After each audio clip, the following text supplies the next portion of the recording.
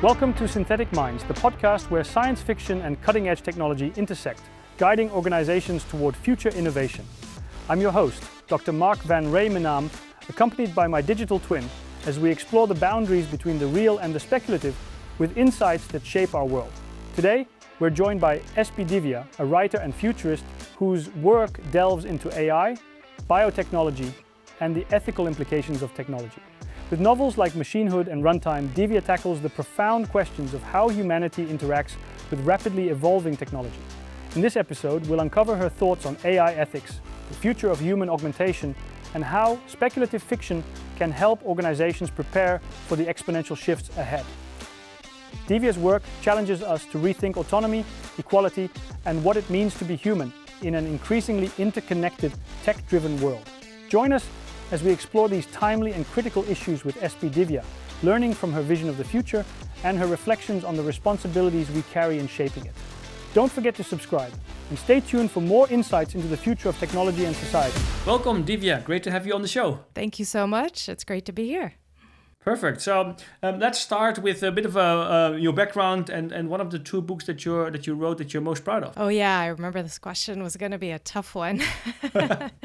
So my background is, if we start from the beginning, physics and astronomy, and then halfway through my undergraduate studies, I switched to the computational neuroscience department at Caltech, which was somewhat young still at the time, and not offering an undergraduate degree. So I kind of made up my own with the professors there.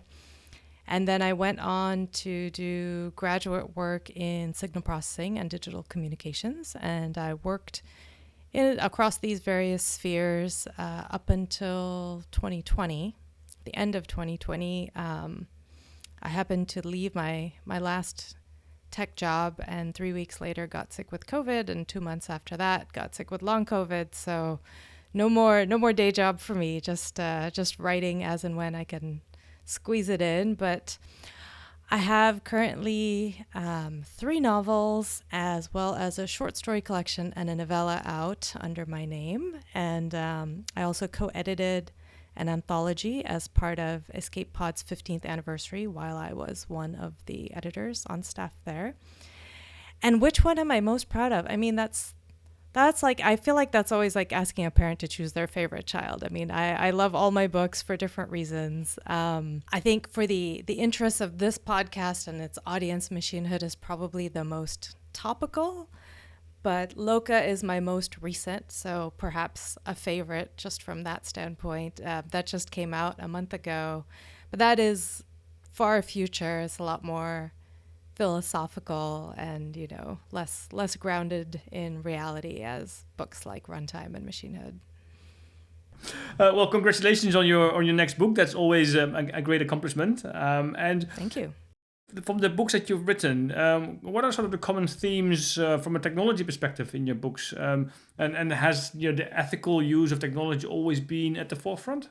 I think the ethical use has always been at the forefront of my mind, and my themes broadly tend to center on what it means to be human, especially in light of how human beings intersect with, interact with, and are merging with various forms of technology as we go forward.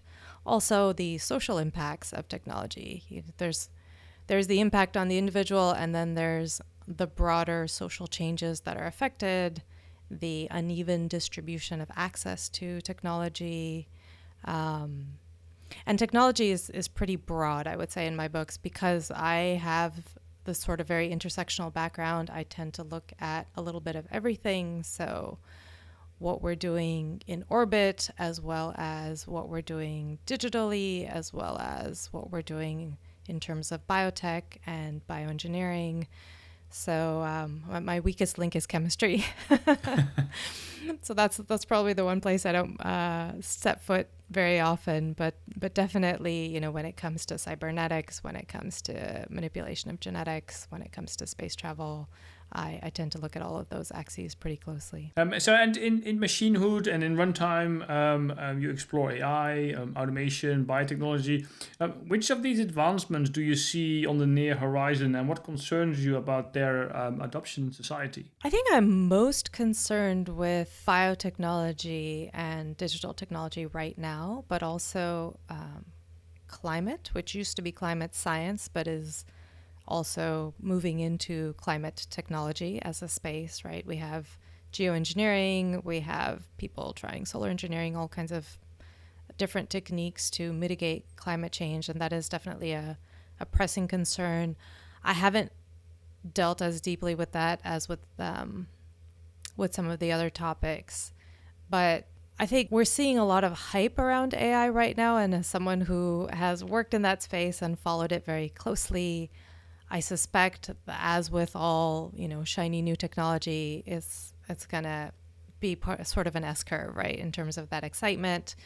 There are still lots of amazing things to come, just as there were with, the development of computers, going back to electricity, going however far back you want. But we're still kind of in that exponential part of the curve, I feel, where a lot is happening very quickly. A lot of money is being put into it, a lot of resources, a lot of attention, and a lot of dynamic forces reshaping how people are interacting with this, how comfortable they are, how much pushback there is, where we kind of establish some of those ethical boundaries of what we should and shouldn't do with it. And I think in the next probably 20 to 30 years, we're going to come head to head with genetic engineering as well. We've already seen it a little bit, but it's not yet easy. It's not as widespread.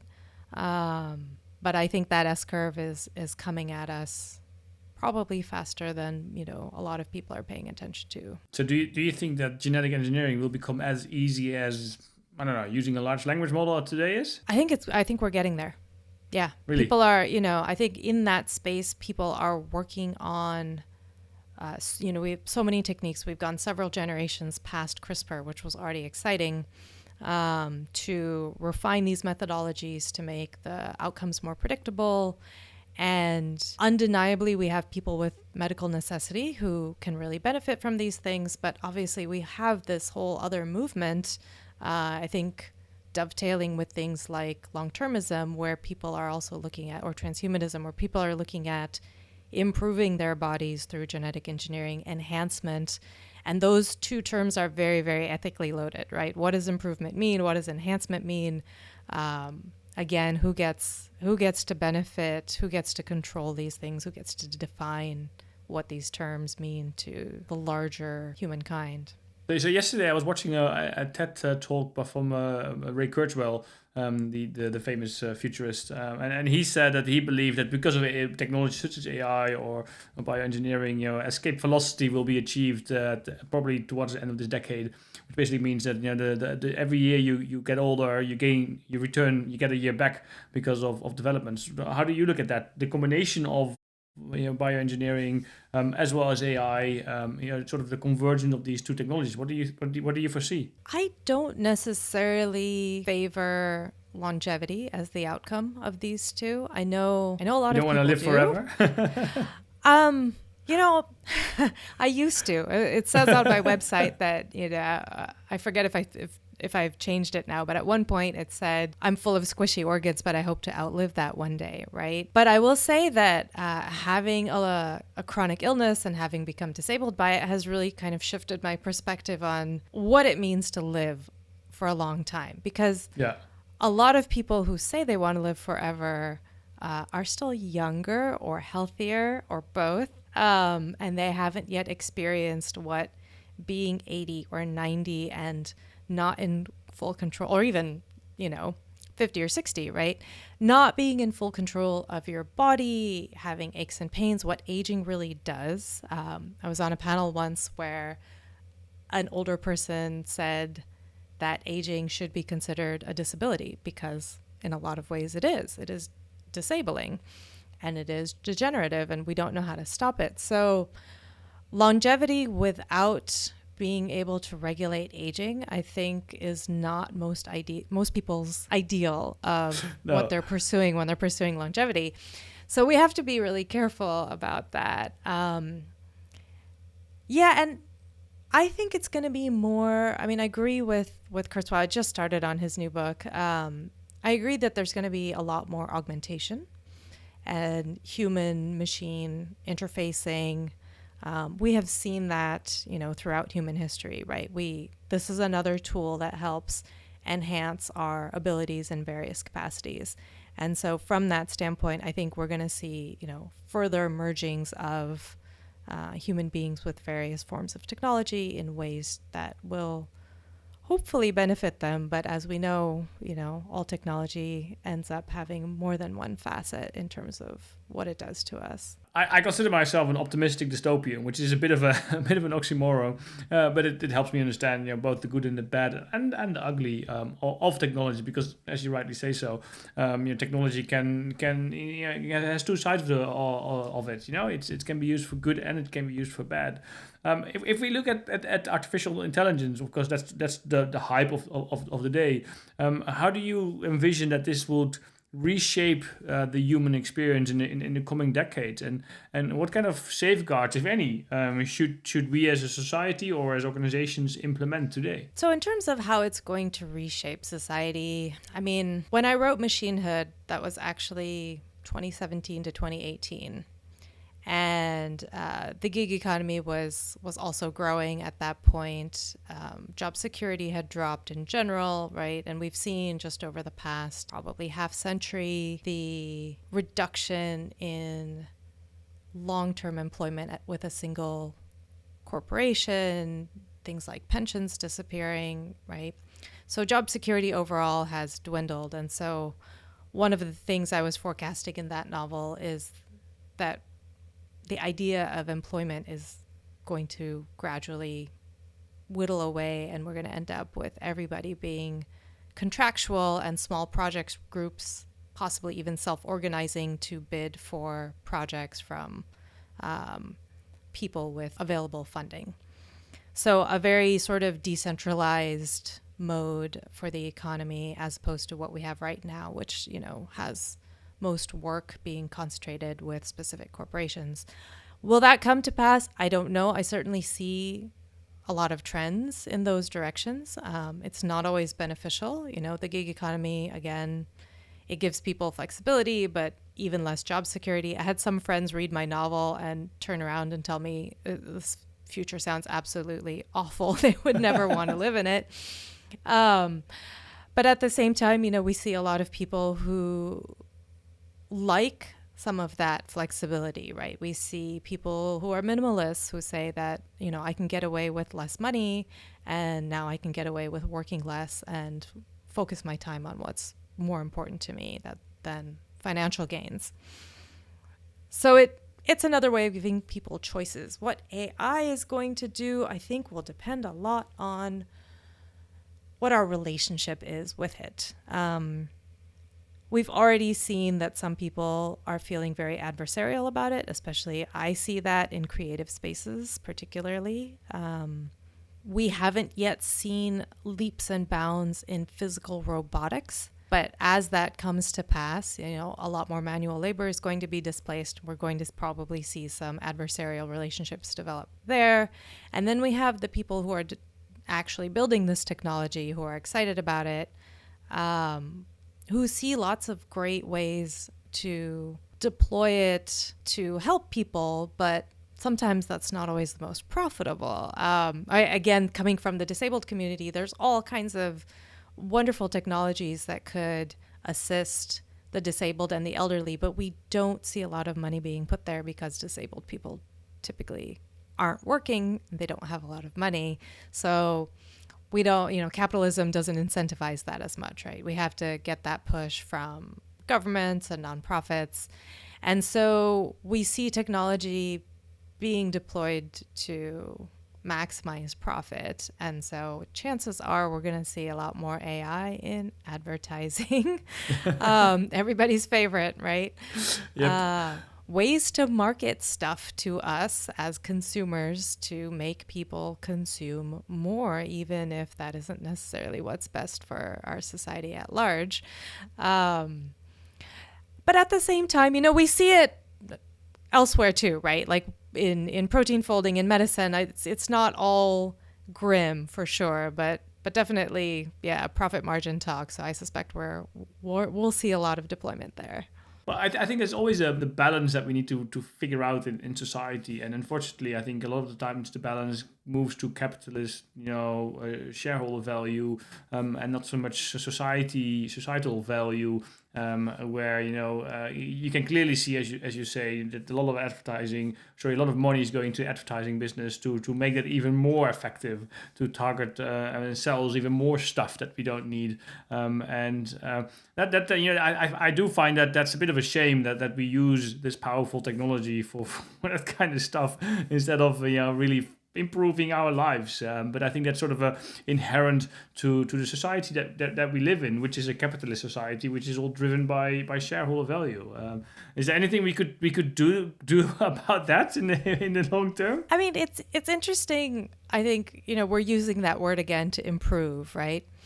An improvement very much in the eye of the beholder. Like I know people who really appreciate targeted advertising. They'd rather see what they're interested in than random ads that are just a nuisance, right? Yeah. And they discover new products and they get excited about them. So even in advertising, it's not necessarily all bad, though I do sometimes question, how much of this subliminally sending people what we think they want, or maybe what we know they want algorithmically, then pushes them to buy and, spend more money, consume more products. But setting that aside, they're happy.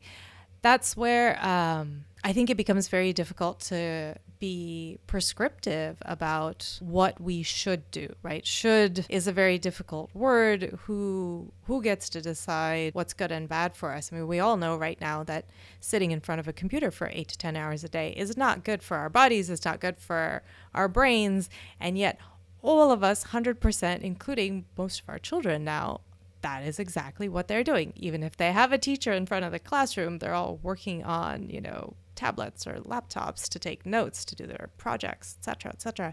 So it's tough. And I think it's going to require a real paradigm shift in considering what is healthy. So rather than talking about improvement in the abstract, I think we have to look at very concrete metrics like physical health, mental health, what's good for our bodies, what's good for our brains, that, as well as we know with today's medicine and science. And nobody likes the word. Do you think it would be possible as a society? I was going to say, nobody likes the word regulation, but the alternative is counter advertising, right? Like what we did in the US with cigarettes, a heavy amount of messaging from the government that says, this is bad for you, don't do this is bad for you, right? Where it gets tricky is nobody had to smoke a cigarette to keep their job. But with technology, I think there will be a lot of pressure to, keep abreast of AI technologies, to use brain-computer interfaces when those become common, right? And to be always on. We've already seen that with the pandemic and, the widespread deployment of video conferencing and working from home. The downside to all that flexibility that many of us used to dream of is that you can never fully disconnect from your job, right? People are expecting you to be available all the time. And again, not really healthy for us. And yet, that's what tends to happen. So I'm sure with emerging AI agents, with BCIs, we're going to see, a greater push for productivity, right? Fewer excuses for, well, I'm not feeling well. Get your agent to do more of the work, right? Something, and you can just sit there and supervise while you have the flu. There will be ways to squeeze out productivity, and that's what our growth-based capitalist economy pushes for. That's the minimum solution. But you see that already in current gig economy, where everything is driven, on productivity. The Uber drivers or the food delivery people. They're really focused on and they managed by the algorithm, and they don't have much say in this. And it's very much on more and more and more, and being more productive. And we already covered this briefly, but as you said in Machinehood, you depict this extreme gig economy. But do you think that will actually happen in the years to come? And with this focus on productivity, and this drive by more shareholder value, faster, basically. What kind of signals do you see happening? And do you see that today, that sort of that it will mirror the scenarios that you describe in your books, or is there a way towards a better future? I definitely see some trends in that direction. At the same time, there's some pushback happening. So will we end up going to that extreme? Probably not. There will probably still be some happy medium, certain jobs that are just not conducive to always being contractual, right? That said, we're seeing contract nurses, travel doctors, all kinds of jobs that maybe you wouldn't have thought of as being contractual, turning that way, including adjunct professors, even at the college level. So is it possible? Yeah, absolutely. How are we going to avoid it if we want to avoid it? I think it's going to take a lot of conscious action on behalf of labor to say that this is not the kind of structure we want. We're going to push back against it. We demand some guarantee of employment and benefits associated with that employment. And the other thing, on a more broader philosophical angle, that I love is zero growth or degrowth as a different approach to measures of economic success and social success, rather than being GDP and, how much did your salary increase? How much bigger is your second house compared to your first house, right? This philosophy that more is always better, to reshape social thinking, to kind of shift the Overton window on that particular topic to saying that maybe less is more. Maybe we are happier and healthier with lower productivity, even though that might mean fewer gains in the stock market, less wealth accumulation, slower progress. One of the things, that Kurzweil always talks about is the exponential growth of technological progress, right? And one of the things we have seen driven economically via capitalism over the last several hundred years is measures of productivity and how we can continue to grow that.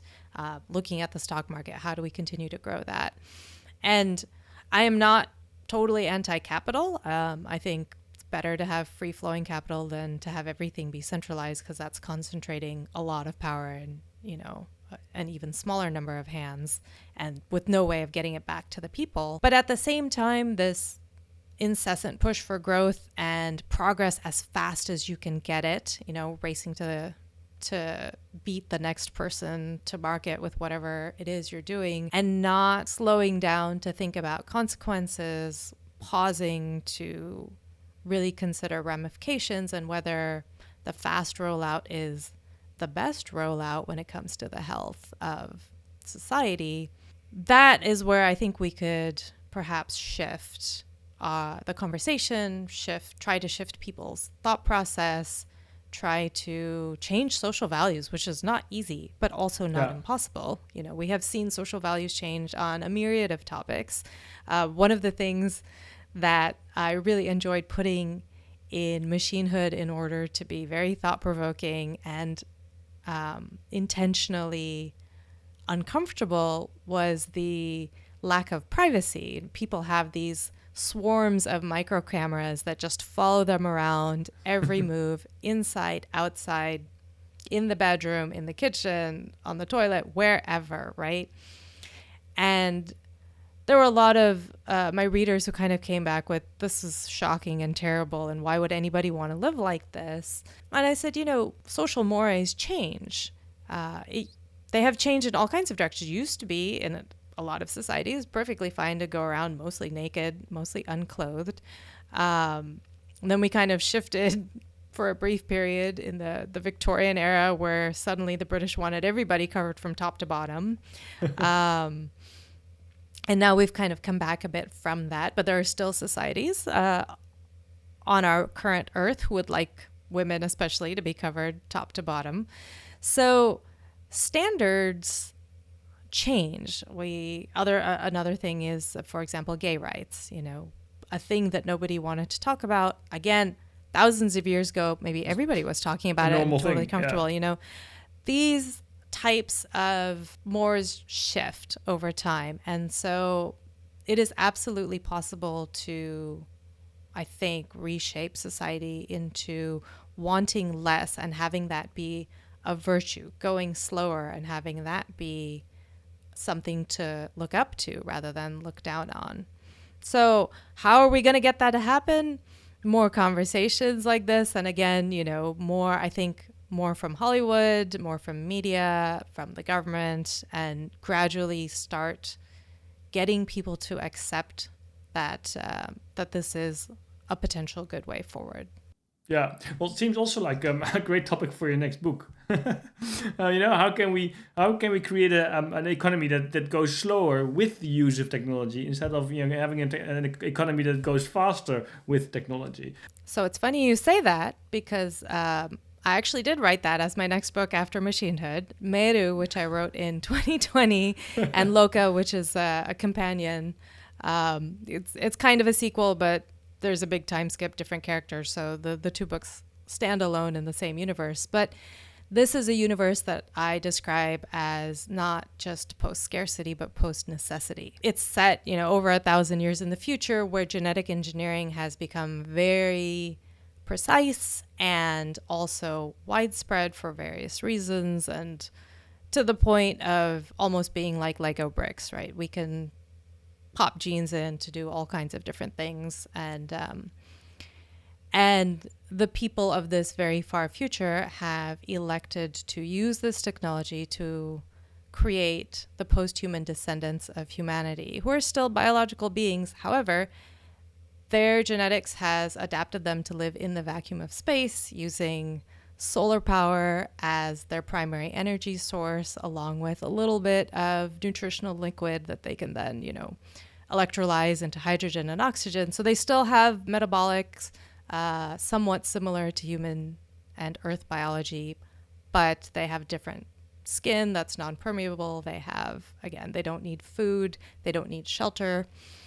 And so they can live with very, very little and be quite happy. And yet they have, advanced networks. They have huge knowledge bases. They do a lot of science and art and developing new technologies of their own.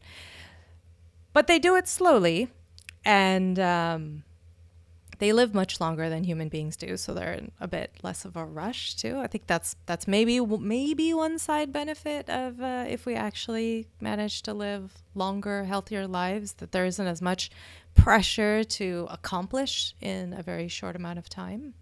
Maybe not. I don't know. Well, I think that's sort of the important role that I see for science fiction writers, is to sort of depict a future both good and bad, that will then help us sort of understand that future better. Because I think that's one of the challenges that we as humans have. Is we find it very difficult to foresee the future, how that might look like, and all the different consequences of the decisions that we make along the lines. And I think that's where I see the role of science fiction writers so important.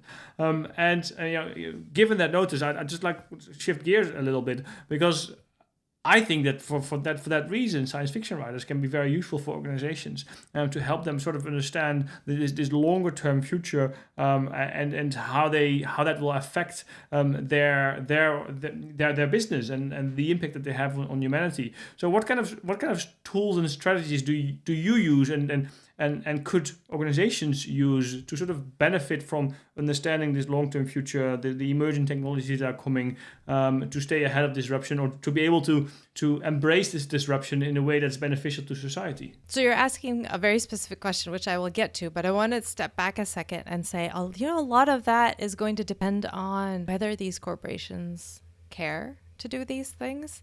And as we have seen, a lot of them are more concerned with short-term profits, with good reason, because that's how they stay alive, right? And how they stay in business. It's harder, I think, to do that kind of long-term thinking, especially in a public company or a startup.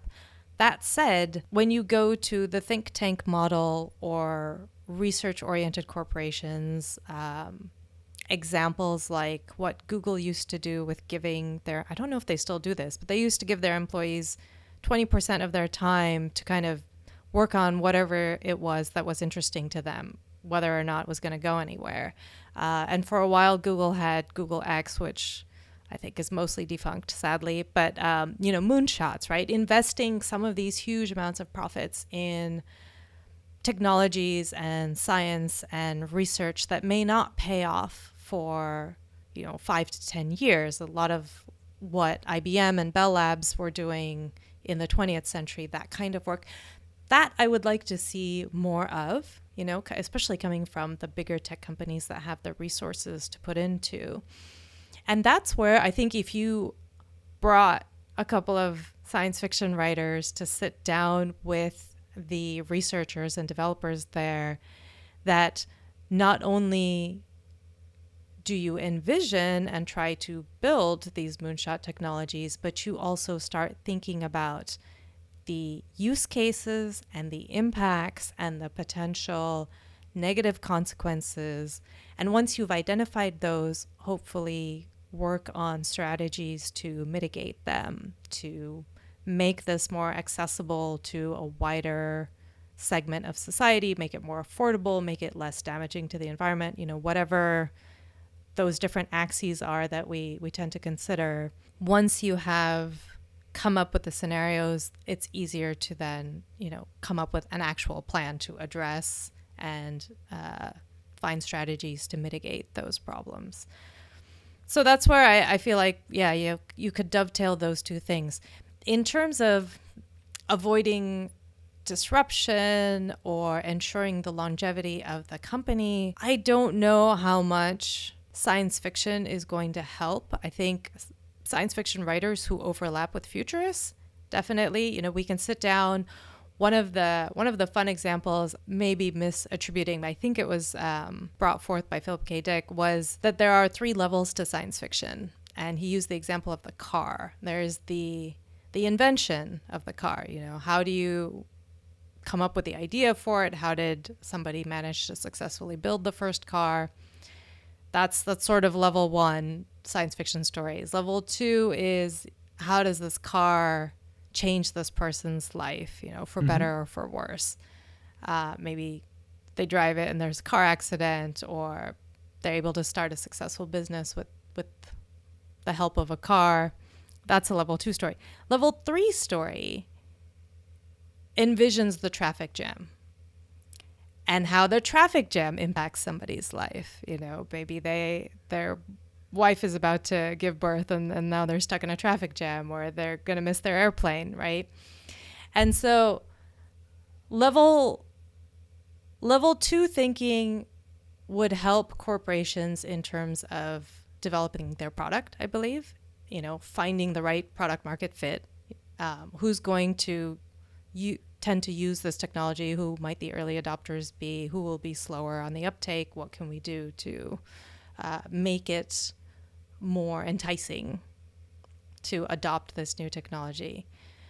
The level 3 concepts, I feel like, are where the think tanks would really shine, because we want to envision not just the traffic jam, but the air pollution, the junkyards full of rusting cars, parts that nobody wants because they're obsoleted, the fact that people are out of shape because everybody's driving somewhere instead of walking and riding their bikes.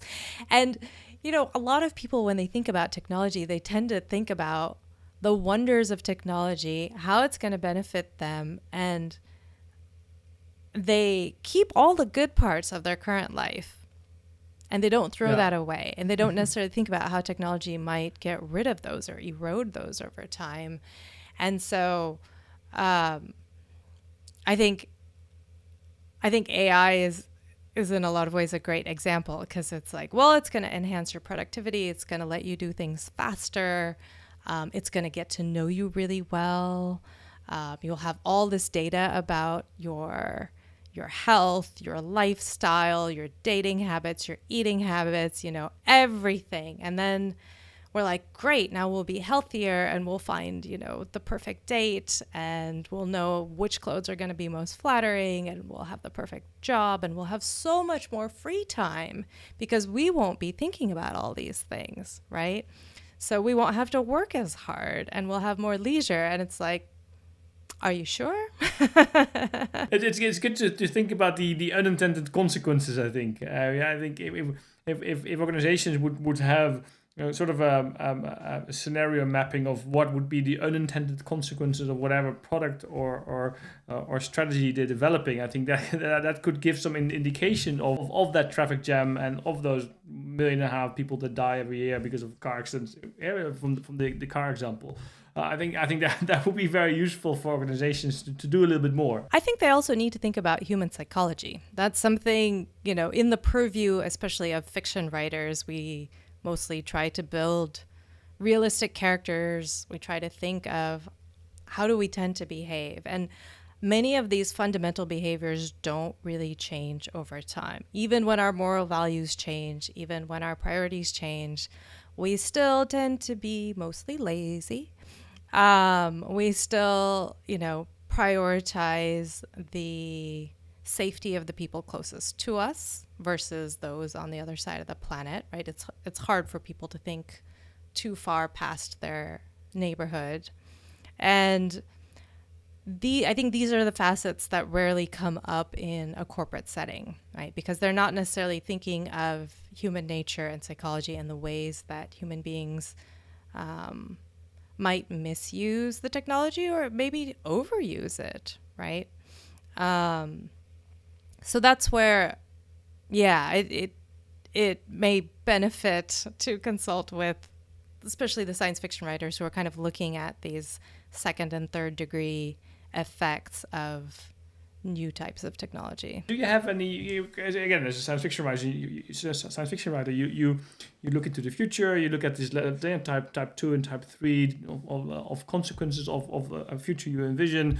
What kind of tips do you have for businesses to cultivate these qualities and to drive innovation, to stay competitive, but to do so in an ethical way? I think giving people creative space and encouraging them to think about these types of questions and how they would answer them is a good first start. Having come, from the corporate world and been there for a couple of decades myself, the culture tends to be, come in, meet your deadlines, do your work as best and as fast as possible, and then, go home when we were back and forth to the office, right? There's always deadlines. There's always some more work to be done. The queue doesn't end. So that's where I think something like the Google model, where actively providing your employees with time to sit and dream up uses for this technology, new types of technology that could come from what they're already working on, potential pitfalls, and really maybe getting personal with it, like what would I do? What would my kids do with this? Is this really benefiting me in the ways that we're saying in our advertising, or am I doing something completely different with this, or am I doing nothing at all with this in my life, right? People are pretty good once you start asking them to put themselves in the story. And so that's a good way to kind of get that ball rolling. But it needs to be a sufficient priority that you're willing to, again, kind of slow down on the pace of production, which is really hard in a corporate setting. But if you can do that, if you can set aside even 2 days a month, right? These are going to be storytelling days, brainstorming days, How did I use XYZ product? Did I use the competitor's product or did I use ours? What would happen if we took this piece of technology away? Like, I was working on 10 gigabit Ethernet chips for a while, and it was like there was a point where we were a little too early to market, where it was, we kept just assuming that we went from 1 megabit to 10 to 100 to 1 gigabit. So naturally, we're going to go to 10 gigabit. But we really didn't. And we still don't see 10 gigabit in anybody's homes.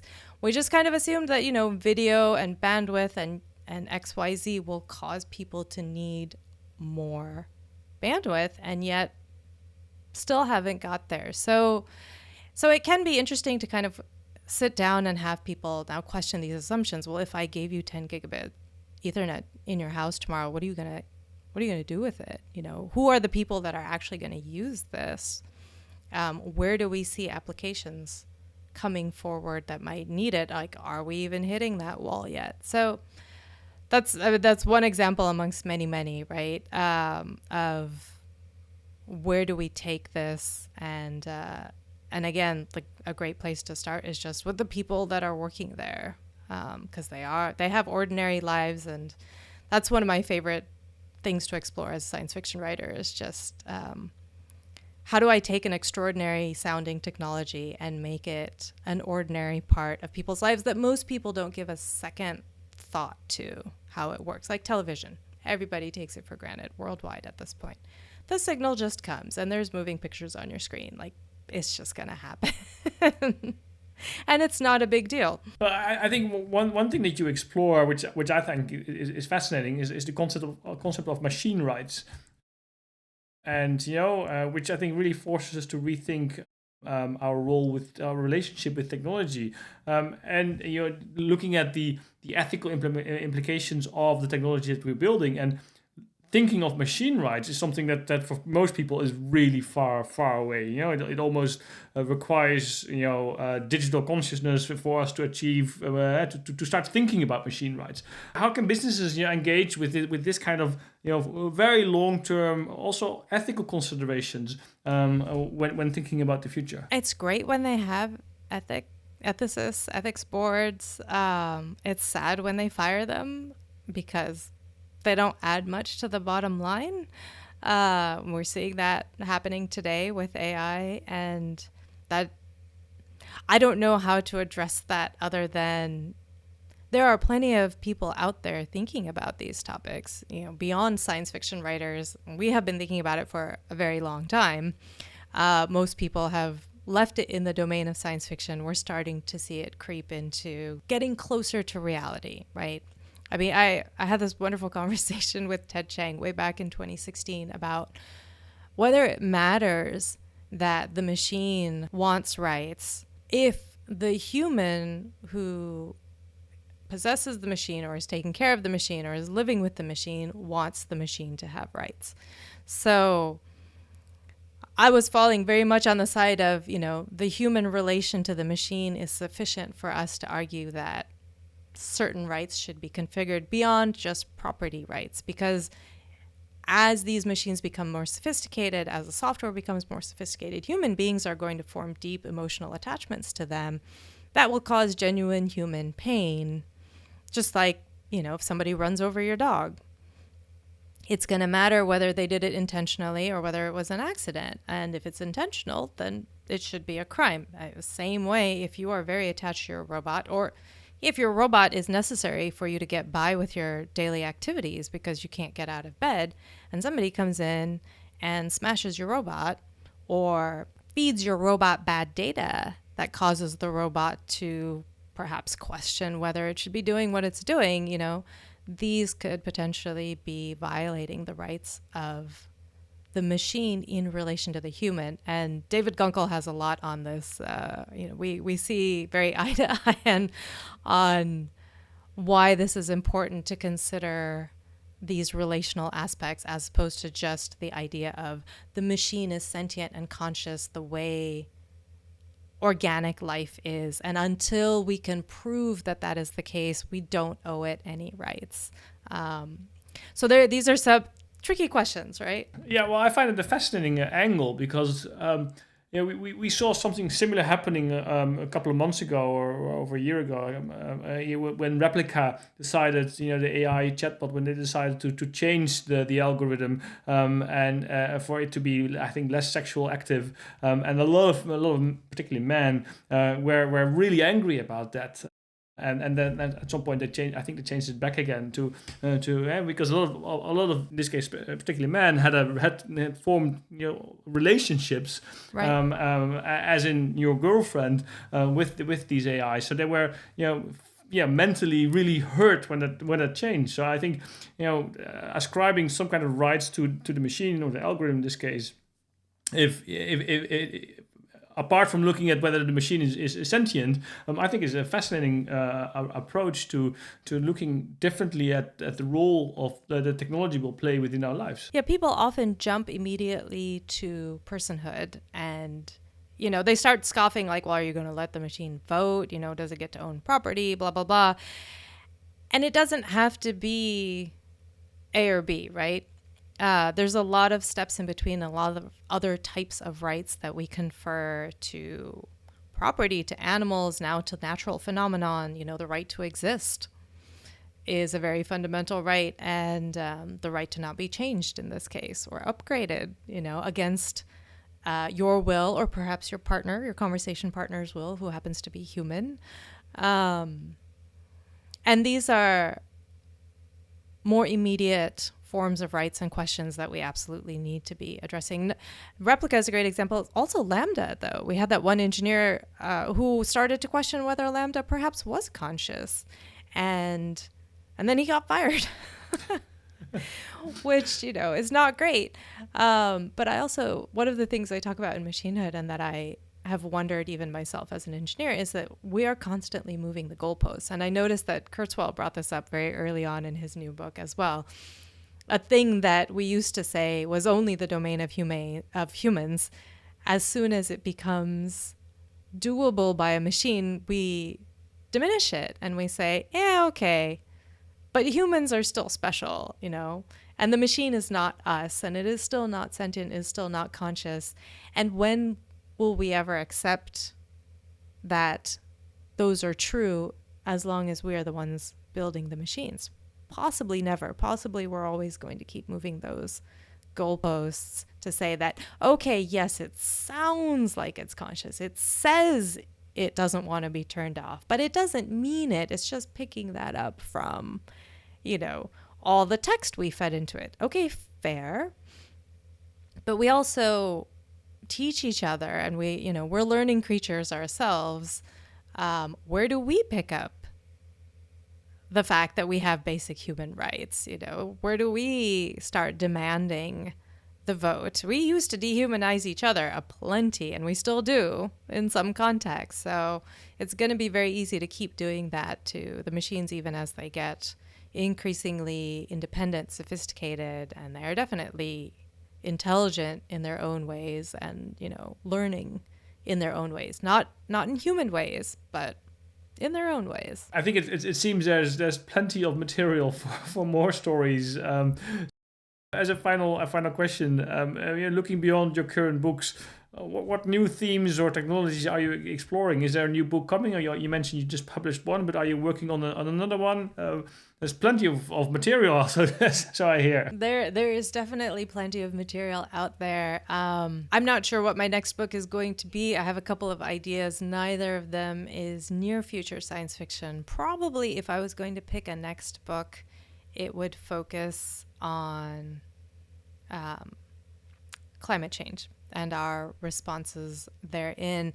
And, all of these other technologies dovetail, right? We have heard how the data centers and the databases both for AI are very power hungry. They're using up a lot of fresh water, especially in places like the desert where there isn't a lot of natural fresh water. So ethical considerations there. Everything we do is impacting our environment. I think, human beings, the human population has grown to the size where we're really facing down this growth and sustainability question. And that's mostly where my mind has been, even when it comes to more immediate technology. But no, the next book will probably be something a little different. One of the things I'm thinking about is a contemporary fantasy, so not science fiction at all. However, weighing in on some of these sorts of moral questions, the contemporary fantasy is it's based on a short story I wrote a few years ago where the whole world wakes up one day and discovers that some people are no longer touching the ground, and how much above the ground they are floating is inversely proportional to how much they own. So the more you possess, the more literally you are weighed down. And obviously, interrogating a lot of some of these same themes of what is valuable really in our society? What do we really need? Should we be owning and consuming and pushing those particular values as much as we are? So I figured that would be, there's a lot to explore, I think, with the consequences of if something like that were to happen. Not the least of how it would baffle physicists everywhere. But even going beyond that, the repercussions and the social ramifications and the personal consequences and the decisions now you start to make of, do you want to be grounded, or would you rather be floating, at the level of the rooftops in the world as you go forward, and then how do you structure your life at that point? So I think it's fascinating to, and that's especially to the work that you do as a science fiction writer, is to explore all these different scenarios of what's coming, what's possible, where we should be thinking about as individuals, as organizations, as a society, when these new technologies are having an impact on our lives. So I'd like to thank you for your time, Divya. It's been an absolute pleasure having you on my show. Thank you so much. It's a lot of fun. In today's conversation with Divya, we traverse the landscapes of AI, biotechnology, and the gig economy, all while reflecting on the profound intersections between humanity and technology. Divya's insights shed light on how science fiction can influence real-world strategies, and what lessons organizations can draw from stories about our future. Her thoughts on the ethical use of AI and the future of genetic engineering remind us that the decisions we make today will profoundly shape the human experience in the decades to come. We also touched on the importance of exploring multiple layers of science fiction, from near-term technological advancements to far-future speculative scenarios, and how these narratives can offer both warnings and guidance for business leaders. As we concluded, Divya emphasized the significance of creativity and ethical consideration in today's rapidly changing world, particularly as AI reshapes the fabric of society. Thank you for joining us. Don't forget to subscribe to Synthetic Minds and stay tuned as we continue to explore the boundaries between science fiction and science reality.